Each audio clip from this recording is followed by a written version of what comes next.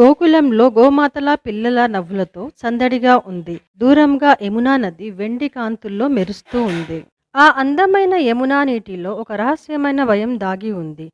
అది విషపూరిత పాము కాళీయ నివాసంగా మారింది. కాళీయ పాము నీటిని విషపూరితం చేసింది. పశువులు, ప్రజలు దూరంగా ఉండేలా భయపెట్టింది. చిన్ని కృష్ణుడు తన స్నేహితులతో ఆడుకుంటూ గడుపుతున్నాడు. తన మురళి స్వరాలు పల్లెను మంత్రముగ్ధం చేశాయి. ఆటలో ఉన్న శ్రీకృష్ణుడి చూపు యమున వైపు మళ్ళింది. స్నేహితులు అక్కడ కాళీయపాము ఉంది, పోకూడదు అని హెచ్చరించాడు. కానీ శ్రీకృష్ణుడు చిరునవ్వు మాత్రమే చిందించాడు. భయపడకు, నేను ఉన్నాను అన్నట్టుగా కృష్ణుడు ముందుకు నడిచాడు. నది తీరానికి చేరుకున్న కృష్ణుడు కాళీయం వల్ల వచ్చిన విషపు అలలను చూశాడు. ఎటువంటి ఆలోచన లేకుండా కృష్ణుడు నీటిలో దునికాడు. కాళీయపాము బయటకు వచ్చి కృష్ణుడిని తన పొడవాటి తోకతో చుట్టేసింది. ప్రజలు భయంతో అరవసాగారు. కృష్ణుడు తన చేతులతో పామును గట్టిగా పట్టుకున్నాడు.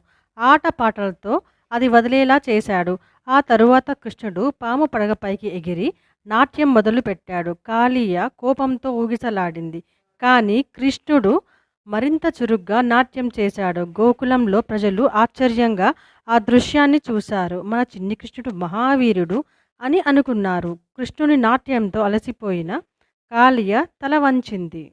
క్షమించు ప్రభు అని కాళీయ వేడుకుంది. తన తప్పును ఒప్పుకుంది. కృష్ణుడు ప్రేమతో ఇక్కడి నుంచి వెళ్ళిపో, ప్రజలకు ఎలాంటి హాని చేయకు అన్నాడు.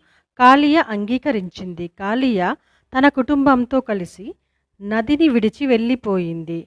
మళ్ళీ నీళ్లు పవిత్రం అయిపోయాయి. ప్రజలు ఆనందంతో యమున వద్దకు చేరుకున్నారు. పశువులు మళ్ళీ నీరు తాగాయి. పల్లె పిల్లలు కృష్ణుని చుట్టూ చేరి ఆ ఘనతను జయ జయధ్వానాలతో ప్రకటించారు.